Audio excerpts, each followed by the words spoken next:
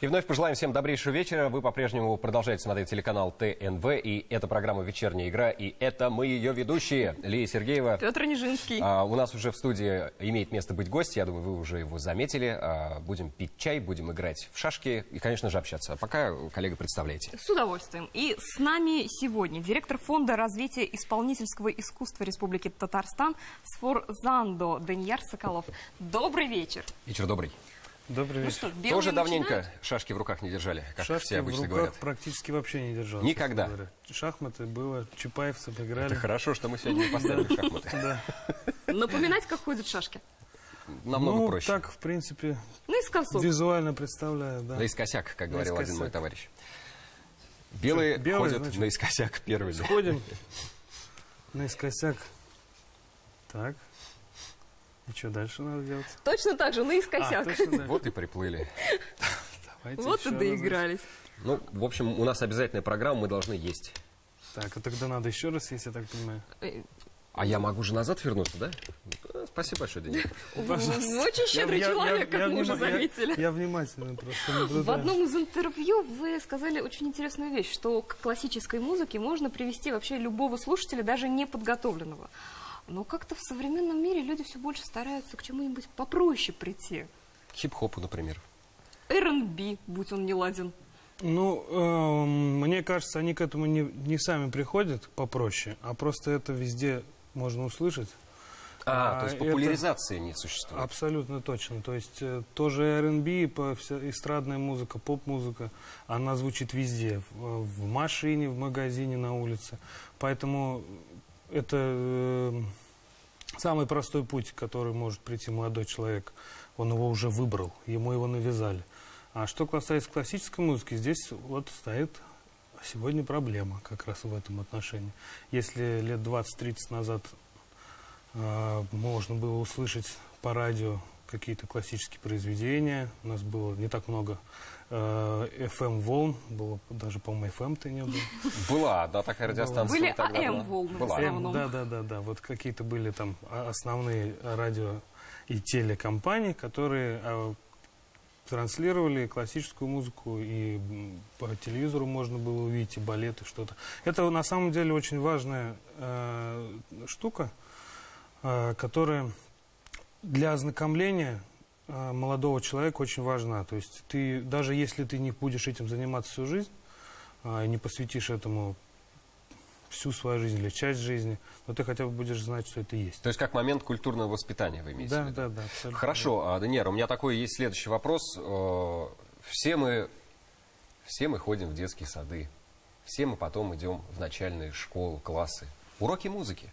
Так. Ну, вот в мое время, я помню, мы там прослушивали классику. То есть неужели сейчас преподаватель на уроке музыки сажает детей и говорит, а сегодня мы, детишки, послушаем Риану, разучим с вами песню Бейонсе какую-нибудь, да, и еще и станцуем. Ну, я не верю, что такое происходит. А вы знаете, очень интересный вопрос. Дело в том, что я полгода работал учителем музыки в общеобразовательной школе.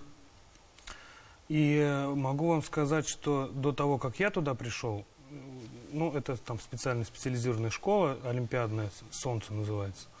Вот, там дети не знали, что такое уроки музыки. То есть, дело в том, что даже если они присутствуют в общеобразовательных школах, единицы школ, единицы преподавателей действительно хотят познакомить и дать понять, что такое по-настоящему классическая музыка. Многие идут на компромисс. То есть, каким макаром?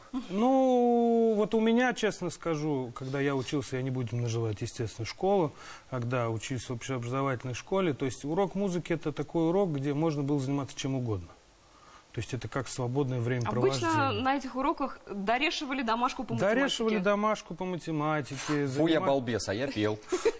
Вот. Но были моменты, где, да, что-то можно было. У нас была, я помню, преподавательница одна пришла, но она задержалась буквально неделю-две, где она тоже, мы пытались петь. Но дело в том, что ребенка, которому никогда этого никто не показывал, вдруг ни с того ни с сего заставить что-то спеть или послушать какую-то музыку, предварительно не подготовив его к этому, Она сложная для восприятия. не рассказав элементарных, с чего начиналось, как это происходило, это практически невозможно. Тем более сейчас у нас свобода везде, детей нельзя сильно наругать, там как-то сразу придут родители, права человека, права ребенка и все прочее. Поэтому очень важно, чтобы сам преподаватель в общеобразовательной школе сам любил это дело очень сильно. То есть он должен своим не авторитетом, своим горением зажечь сердца детей. Это в любой профессии, любой урок, если от преподавателя не исходит серьезная такая любовь, мотивация какая-то, что он хочет научить, что он сам это умеет, у него горят глаза, он хочет, чтобы это поняли, это невозможно. Наверняка все знают нелюбимых учителей по математике, по русскому языку, по английскому, по любому предмету. А есть любимые учителя, которые действительно хотелось приходить на уроки и на всю жизнь откладываются какие-то знания. Поэтому вот мои уроки, я помню, я начинал так, как нам преподавали в специальной музыкальной школе десятилетки. Я когда пришел в специальную музыкальную школу, я пришел после образовательной школы. То есть я не учился там с 1 класса, я пришел сразу в 9 класс. И по большому счету чувствовался большой отрыв, большое расстояние, отставание от сверстников в плане знания музыки и игры на инструменте. То есть был большой отрыв. Но та атмосфера, которая существовала тогда в десятилетке, она заставила, собственно говоря, и возбудила это желание не отстать, и было очень интересно. Там была замечательный педагог Чумакова Лариса Николаевна, и она сейчас уже не преподает. На ее уроке мы никогда ничего не писали. У нас не было записи, лекций, да. Но когда мы заходили на урок, это была такая аура, атмосфера, с нами всегда обращались на «вы». Это была настолько интеллигентный преподаватель. Мне казалось, что она какая-то герцогиня там, или вот что-то из 19 века больше, из благородной семьи. То есть, и я такого никогда не видел. Вот до прихода в эту школу я таких людей никогда не встречал. И вот только таким образом можно привить желание, любовь, и действительно, что это какое-то высшее достижение мировой культуры, классическое искусство. Только таким способом. Не таким, что вот давайте, ребята, мы сейчас послушаем музыку Чайковского. Кто такой Чайковский? Почему мы должны его слушать? Все думают, что это сахар. Сахар, да, чай, да, сахар, чай, там, все верно. И если этот момент кардинально не менять, то мы придем к тому, что со временем все, что касается не только музыкальной культуры, а вообще в общем культуры, и архитектурных памятников, которые сейчас активно восстанавливаются, и Болгар, и Свияжск, мы вырастим такое поколение. Дело в том, что это тоже большая проблема, ведь молодое поколение, оно и историей тоже не очень сильно увлекается, своей собственной историей России, мировой историей. И просто мы можем вырастить такое поколение, которое будет смотреть на памятники архитектуры, как просто на старый камень. Что это? Развалина какая-то. Надо быстрее отковырнуть и унести. Собственно говоря, мы это уже наблюдали 100 лет назад. Вандализм это называется. Да, это был вандализм, и это было от всеобщего необразования. Когда у нас, к сожалению, до советского периода практически большинство населения страны это были крестьяне, которые занимались на земле, не было школ, не было образования, не умели люди читать и писать. И мы пришли к тому, что просто начали рушить храмы, дворцы, всю красоту, потому что они не понимали, что это такое, зачем это нужно и как это действительно создается. И поэтому этот вопрос не только касается именно развития исполнительского искусства, вообще это вопрос очень глобальный такой. Даниил, давайте мы тяжелый, глобальные вопросы да. будем решать чуть-чуть попозже. Давайте. У нас сейчас есть очень ответственный момент. Кстати, про архитектуру я вспомнил, говорят, что это музыка, застывшая в камне. Опять же, музыка. А у нас сейчас реклама.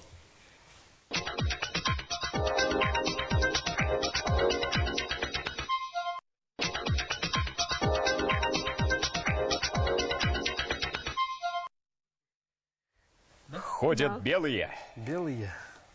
Так, ну мне надо испортить какую-то картину, чтобы Не надо портить картину. Невозможно. Не надо поддаваться вандализму. невозможно было с меня съесть, а то меня кушают.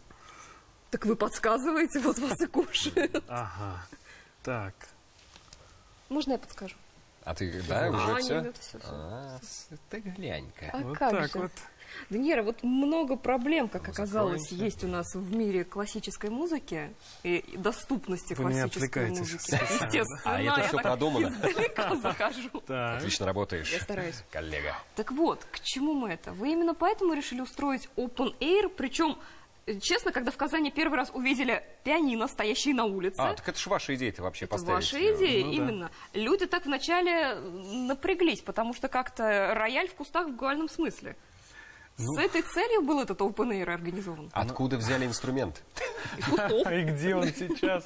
Серьезно задают, где сейчас эти фортепиано, все ли с ними в порядке? Но на самом деле напряглись бы сначала мы больше всего, потому что тогда, когда мы первый раз это задумали сделать, были большие вопросы, что будет действительно с этими инструментами, когда мы их поставим на улицу. Но ведь самое удивительное, что ничего плохого-то с ними и не А вот было. это и удивительнее всего, на самом деле, потому что мы очень долго доказывали всем и в Министерстве культуры, что все будет в порядке, мы будем за ними смотреть, потому что действительно было сложно просто в плане организации, кто будет охранять.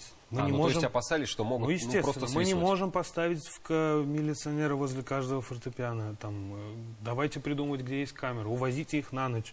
А вы представляете, что там почти 500 килограмм инструмент, и каждый раз его увозить, привозить, это не такая большая... Ой, то есть это наоборот, это большая очень проблема увозить, В привозить. таком случае Open Air точно был бы единоразовый. Знаешь, так хочется добавить, провода 220 вольт делали свое дело, пианино оставалось на месте. Но случилось чудо. Я верил в то, что у нас общество поменялось, в то, что это возможно уже У делать. вас такой своего рода даже социальный эксперимент На получился. самом деле, да. На самом деле, да, потому что когда мы же ставили фортепиано, днем играли на них профессиональные музыканты, наши гости, кто приезжал из других даже стран у нас приезжали на наш фестиваль «Музыку вокруг нас», из музыкальных школ дети, из консерватории. Ну, это было круглый день, и звучала музыка по всему городу, ну, по центру. Что происходило ночью, это действительно потрясающее явление, которое происходит и сейчас, когда мы их ставим, и когда... Интригующе звучит. Да, потому что мы приходили действительно на ночь их как-то закрывать. Там, мало ли, пойдет дождь, перевязывали чехлами. Тент какой-то, да? Тент, да. Но мы не могли этого практически сделать никогда, потому что практически всю ночь молодые ребята... В Олимпийках. На самом деле, может быть, и были в Олимпийках. Да. Я шучу. Я просто не обратил внимания. Я обратил внимание на то, что читаются стихи Маяковского, например.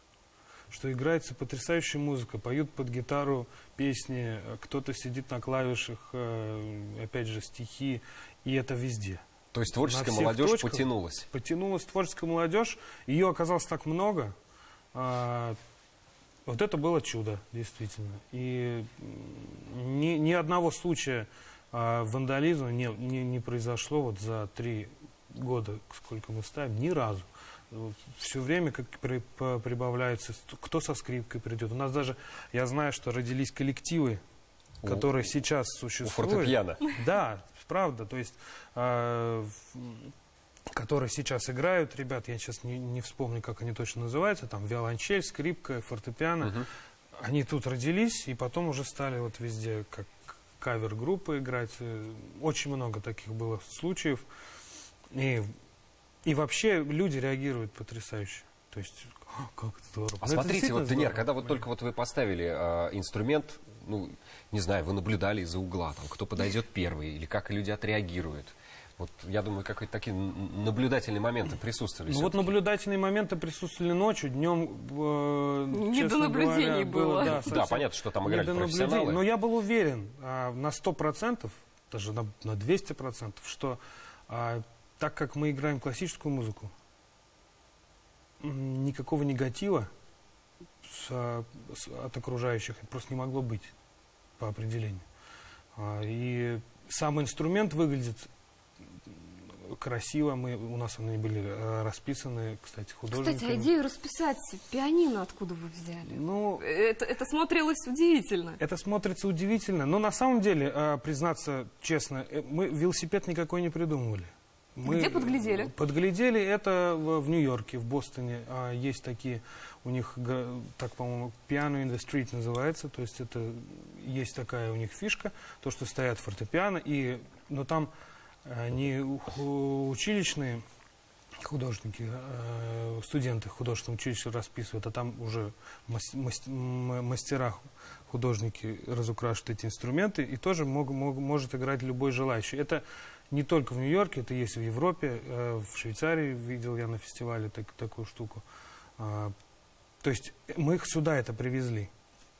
Это такая местная. Но с местным колоритом у нас получилось, естественно. То есть мы это, если там они стоят просто хаотично, мы все-таки попытались их поставить. Вот в Свияжске мы ставили, то есть на фоне памятников архитектуры. Собственно говоря, идея-то провести такие классические open-air, она неотрывно связана с нашими историческими памятниками, потому что поддержал нашу идею вот этого фестиваля никто иной, как Минтимир Мишарович Шаймиев. И у нас первый фестиваль, и последующие, они проходят под поддержкой фонда Возрождения, Министерства культуры Республики Татарстан, за что им на самом деле огромное спасибо, потому что вот когда мы начинали, ну это был действительно, это был год культуры, и вообще в этот год произошло очень много знаменательных таких открытий. Вот мы открыли свой фонд, мои друзья открыли фонд «Живой город», который занимается театральным искусством. На самом деле видно перемены, которые происходят, и они потрясающие. Поэтому... Когда вот начинали в первый год, не было мысли, во что ввязались, зачем полезли? Что я вообще тут делаю? На самом деле мыслей таких вообще никогда нет. Мне повезло, я занимаюсь именно тем, чем я хочу заниматься. Любимым делом. Да. И какие бы трудности ни существовали, их приходится преодолевать. Они преодолеваются, они есть в любом деле, какие-то препятствия. Поэтому лучше их преодолевать в том, что тебе нравится, чем в другом. А мне вот интересно, был самый какой-то любопытный, самый запоминающийся исполнитель из народа, скажем так, вот, которого вам довелось увидеть? Может быть, шел какой-то человек там без определенного места жительства, вот сел за пианино и как вот дал вы, только. Вы, между прочим, прям правду и сказали. Был такой дяденька у нас, который именно без определенного места жительства. Клошар казанский. Да. Он сел и заиграл. Чайковского. И как сыграл? Нет, он играл не Чайковского, он играл какие-то джазовые импровизации, играл очень прилично. Это было шок, еще один. То есть это было вечером, мы слышим звуки, кто-то играет. Пустынно уже, это вообще было даже не вечером, ночью уже было, поздней, глубокой ночью. И сидит такой дяденька, вида не очень презентабельного, но сидит и играет. А вот судьба, кстати, вот этого Это дяденьки, было. дальше вы никак не прослеживали, может быть, надо было там гастрольный тур ему устроить. Гастрольный Почему тур бы нет? устроить вообще сложно. Не только дяденьки, а вообще это сложное дело с гастрольным туром. Но дяденька, он поиграл и пропал. То есть Ну, по делам своим по ушел делам куда-то. ушел своим, да. Ну, вот Я думаю, что он еще приходил, просто мы его не заставали. Сейчас вот за кадром вы сказали очень интересную вещь, что как раз-таки в музыкальные школы учиться пошли, а вот дальше учиться уже особо не идут. То есть даже что в музыкальной школе конкурсы уже есть на место. Да, вот сейчас буквально мы ездим, я езжу, и за 3 года еще ни разу этого не сделал. езжу и лично общаюсь с директорами музыкальных школ, потому что я считаю, тем, чем мы занимаемся и чем занимаются они, это нужно объединить, когда нас будет много, а у каждой музыкальной школы есть потребность в том, чтобы их дети куда-то выезжали, где-то играли, проводили какие-то концерты, не только в Казани, показывались, может быть, даже и за рубежом. Вот мы собираем такие заявки, чтобы уже, исходя из количества заявок, подавать на различные гранты и помогать. Когда мы вместе, это проще делать. И они мне говорят, что сейчас появился конкурс, действительно, в музыкальные школы. Это связано, как мне кажется, с большой проделанной работой наших хедлайнеров классического искусства. Это Сладковского Александра Витальевича обязательно. Это оперного театра, потому что стало модно ходить на концерты. Лакшери. Да. Стало модно ходить на концерты, стало модно ходить в оперный театр. Еще большую роль играет телевизионные передачи, такие как «Голос», большая опера на культуре. Сейчас прошел по России тоже конкурс «Синяя птица». То есть уже видно изменение кардинальное, что все-таки об этом задумываются, это показывают. А когда это идет на большой экран, сразу становится очень много родителей, которые, там стоит на экране 5-летний ребенок, который что-то поет или играет. У меня тоже 5-летний ребенок. Карапуз поет, он у меня не хуже. Пойдемте-ка его, значит, отведем в музыкальную школу. И он там поучится. А что касается дальнейшего образования, тут, конечно, проблема стоит в чем? Что сейчас очень много мест, где можно, не доучиваясь в училище и в консерватории, уже, в принципе, после музыкальной школы, если там крепко ты учился, пойти и уже что-то там зарабатывать. Какие-то Давайте деньги. уж озвучим, что это за места. Это места, тут никакого секрета нет, это рестораны, это... заведения рестораны, какие-то, да? Где рестораны уличных С очень живой много, музыкой. с живой музыкой. Мероприятия, да, опять же, какие-то. Мероприятия, да, очень, очень много. В этом ничего плохого нет. Как бы это должно быть, это везде есть, это общепринятая практика, но у нас пока еще отстает, не сильно, но отстает.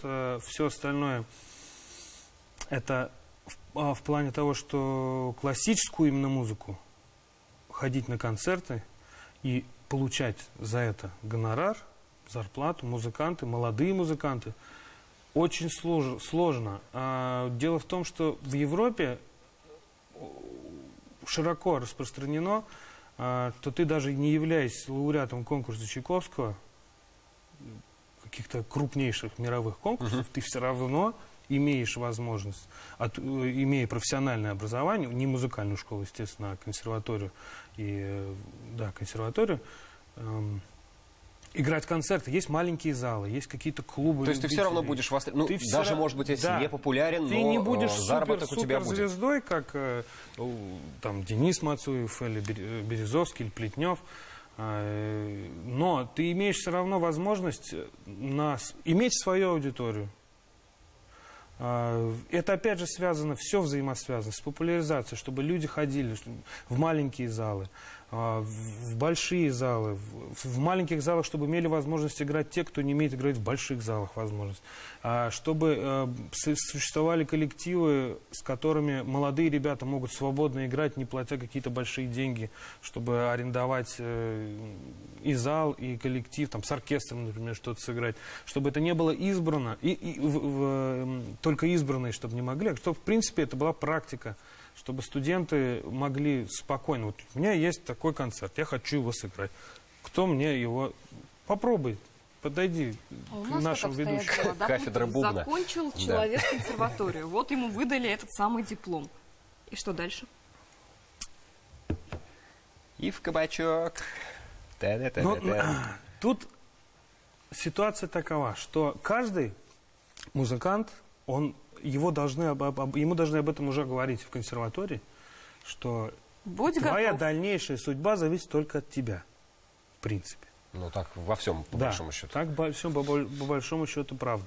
Но у него должен быть какой-то выбор, минимальный, что да, я не уеду гастролировать по всему миру, я хочу остаться здесь, например.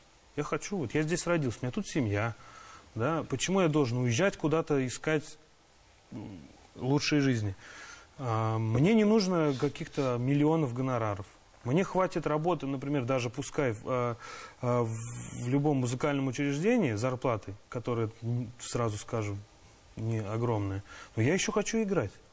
Почему? Вот я профессионал, я не супер гениальный талант, но я все равно могу работать даже на то, чтобы заниматься популяризацией классической музыки. Показывать ее везде, в вузах, в каких-то заведениях. Может быть полезен этот человек. Может быть полезен. Для этого мы пытаемся со своей стороны сделать хоть что-то. И делаем, вот у нас есть проект замечательный, не скромно тогда, замечательный, но он действительно... Так и надо представлять свои проекты. Он действительно играет большую роль, это «Кремлевские вечера». В выставочном зале «Манеж» вот уже год мы начали с самого малого, мы начали приглашать студентов. Это была открытая площадка. У нас был прям, ребят, композиторы молодые, их же очень много на самом деле. Консерватория ведь выпускает каждый год очень много людей, очень много талантливых музыкантов. И про них никто практически не знает. И вот мы создали такое пространство, где можно прийти, сделать концерт, показать свои новые произведения, какие-то театральные даже постановки, музыкальные, там, оперы маленькие. И вот это дело пошло, у нас создался оркестр даже свой. То есть у нас сейчас база такова, что у нас есть для того, чтобы молодому музыканту проявить себя, у нас есть все условия. И в этом нам помогают, естественно, и наши руководители.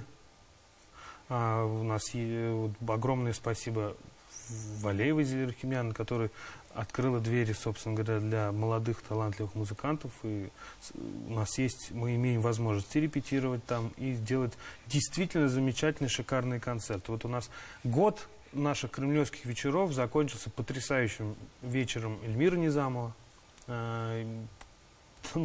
Концентрация звезд наших молодых на этом концерте, она просто зашкаливала. То есть там были все его друзья, и мы все, мы в принципе все вместе учились. Знаете, мы Передадим привет, Эльмир. Мы уже третья Во-первых, программа. передадим привет Эльмиру. Привет А тебе. во-вторых, Большой привет. мы сейчас можем как раз-таки посмотреть сюжет о вашем фонде, потому что, перефразируя моего коллегу, разговаривать о фонде все равно, что об архитектуре танцевать. Так что... Да, Давайте интересно. посмотрим. Давайте.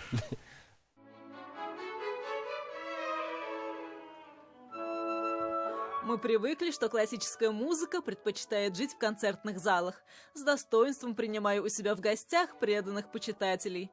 Так оно и было до тех пор, пока создатели фонда «Сфорзандо» не решили, что пора вывести классику на свет, взбодрить шумом городских улиц, насытить солнечным светом, вдохнуть свежести фонтанов и парков. Идти своим путем, вопреки традициям, это всегда удел молодых. Но именно благодаря их задору хорошую музыку слышат даже те, кто никогда не относил себя к поклонникам академического искусства. И не просто слышат, а в какой-то степени становятся ее соавторами. Летом будет фестиваль «Музыка вокруг нас» на открытом воздухе. То есть любой желающий сможет подойти, сыграть на рояле, научиться играть на скрипке, продирижировать оркестром. У нас есть такая, так скажем, изюминка, когда мы молодых дарований, детей обычно, то есть мы показываем людям, что классическая музыка, она не чужда обычному человеку, обывателю, что для этого не обязательно пойти в какой-то большой зал, купить какие-то дорогие билеты. Фонд «Сфорзандо» — это не просто возможность для начинающих музыкантов стать полноправным участником симфонического оркестра и приобрести опыт работы над глобальными проектами. Это еще и популяризация татарской музыки и новые задачи для молодых композиторов. Хочется отметить, что есть такой очень интересный проект, как оркестр пианистов. Он уникальный, его нет ни в России, ни в Европе, ни в одной стране мира. Это 11 пианистов, который собрал Данияр. Они играют как единый оркестр. Они могут играть как 11 отдельно пианистов, так и вместе с оркестром Сварцанда. Для них специально молодые современные наши композиторы, такие как Илья Аскамал, как Эльмир Низамов, они пишут музыку современную и делают обработки известных очень классических произведений. Вдохновение – это, по сути, азарт. Азарт, с которым мы мчимся за своей целью, предчувствуя скорую победу. Это то, что способно воодушевить и увлечь за собой сотни других людей. И это обязательное условие создания всего великого. Возможно, в нашем случае это свидетельствует о начале нового золотого века татарской культуры. Вот пока мы смотрели сюжет, вы нам очень интересные вещи рассказывали про оркестр ваш необычный. С намеком на следующий интересный оркестр. Вот так вот у нас получилось. Вот так получилось. Да, действительно, оркестров у нас очень много. Ну, немного, 2 всего. На самом деле, хотелось бы, да, сказать про оркестр отдельно, про оркестр пианистов. Вот это как? А вот это очень интересно, как. Мне вот первый вопрос, как вы гастролируете? А сейчас расскажу. Это тоже есть, и это на самом деле не очень большая проблема в современном мире. Все можно сделать, все можно погрузить. Всего 2 больших крепких мужчины и очень большая много машина. упорства. Очень много упорства и большая машина грузовая. Все.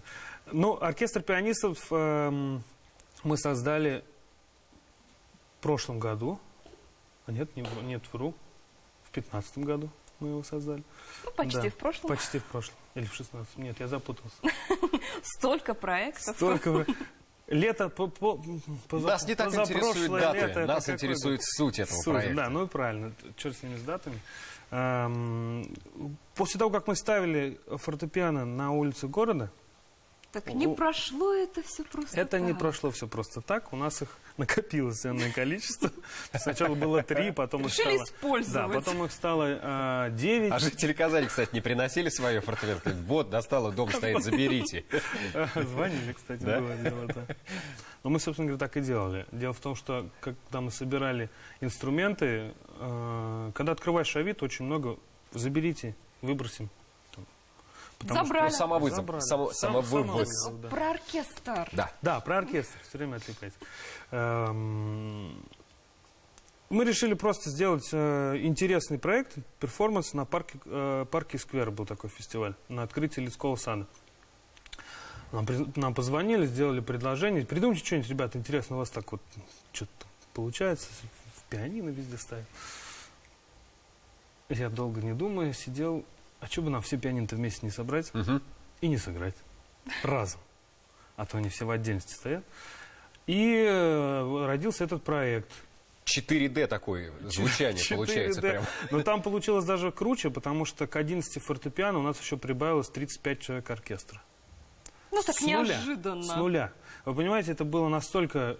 Для меня тоже неожиданно. Дело в том, что мы ВКонтакте, в соцсетях сделали такой запрос. Ребят, значит, кто хочет, нужны такие инструменты, такие. Оркестр создаем. Сейчас будем играть на открытом воздухе. У нас еще плюс к этому 11 фортепиано. И, видимо, вот это, когда ребята, музыканты услышали, потянулись все сразу. Мы за 3 дня собрали оркестр. Нашли место для репетиции. Это тоже было непросто. Большое спасибо директору, бывшему сейчас ТК «Московский». А давайте Акмаева, вот да. следующий Да. путь восхождения вашего оркестра узнаем сразу после рекламы на ТНВ.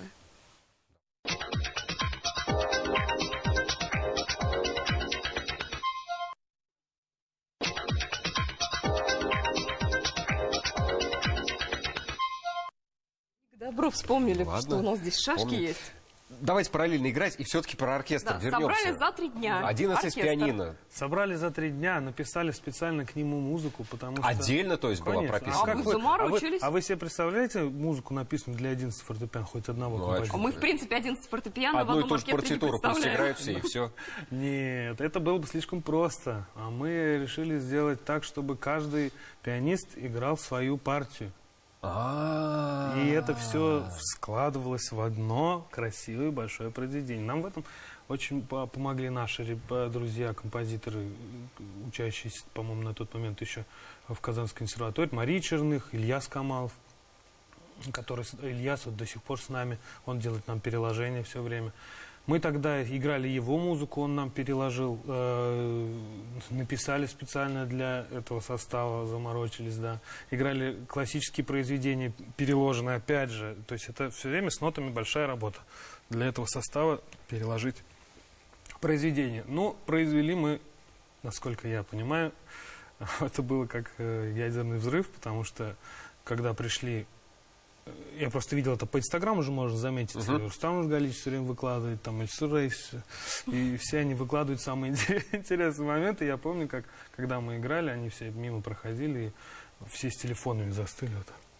Что это? Как это вообще возможно? Это вот такой, это на самом деле Лесской сад себе представляете? Да, пятачок там такой есть, да. Вот этот пятачок, он вот так вот был заставлен фортепиано, посередине стоит оркестр, ну это круто. Еще и звучит это потрясающе, потому что действительно уникальное звучание, когда играет много инструментов, и все вживую.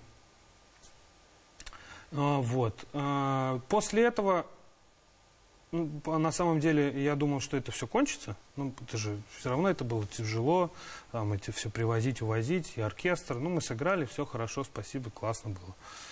Но, как оказалось, ребятам этого было мало. Понравилось. Им это очень понравилось, и мы решили оставить и этот состав, и уже когда холода наступили, мы оставили сам оркестр. И у нас родился...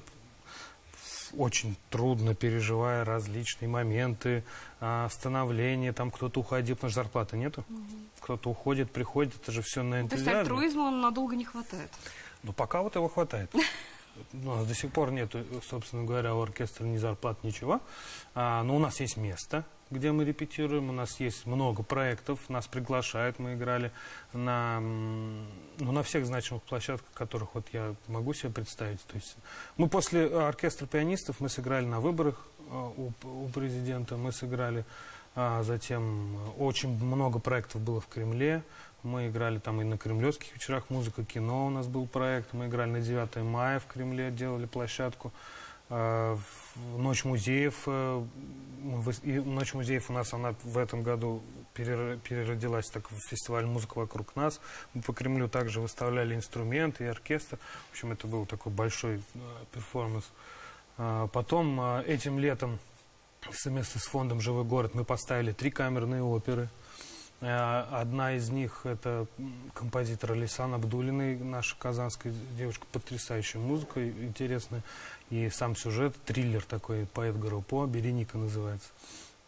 А мы, плюс к этому были еще 2 спектакля, это «Бастиена Моцарта» и «Телефон Минотти». Я вам скажу, это все за 1 месяц. Плодовито. 3 спектакля, а мы собрали за месяц. И потрясающе. Так это все 90-е годы аккумулировалось в людях, передавалось через поколение. Тут бах, наконец-то шарахнуло. Наконец-то. Но на самом деле оно шарахает только из-за того, что в нашем коллективе, и в оркестре, и в тем, кто связан с фондом, люди, которые действительно этим болеют. А есть аналоги какие-то, ну, не знаю, в мире? Оркестра пианистов да. нет. То есть это вот единственный прям... Единственный Вы гуглили, да? Я гуглил, да. Правда гуглил. Правда гуглил, правда смотрел. Ибо максимум собирали 6 роялей. Это известные. Это Марта Аргерих, Кисин. Вот они все вместе сидят, играют. Там, знаменитые пианисты. Но вот так, чтобы это был оркестр, этого нет. И я вам больше скажу. Буквально на прошлой неделе я был в Москве.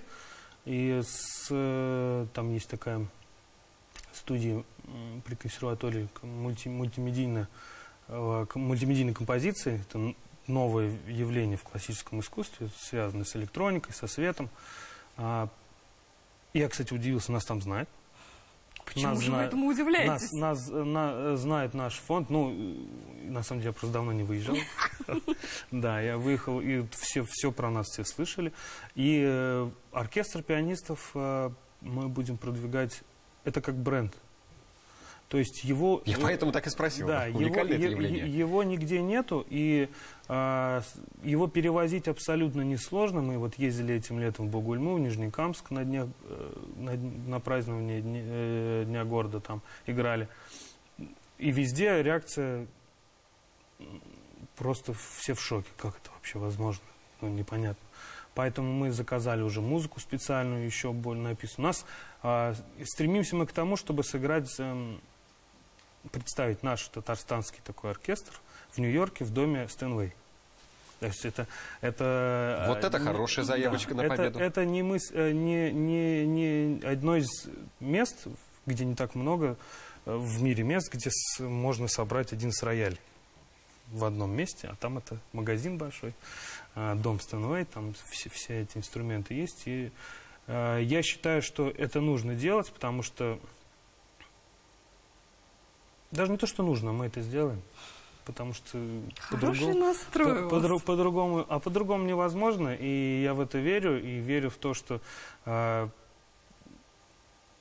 когда что-то делаешь новое, интересное, и когда отдача от ребят, которых тоже хотят, ты все время подстегиваешь. Если бы никому это не надо было... Один-то, да, вряд ли. Это было бы, наверное, очень печально. А тут, когда видно отдачу, то стараешься сделать все, чтобы случилось.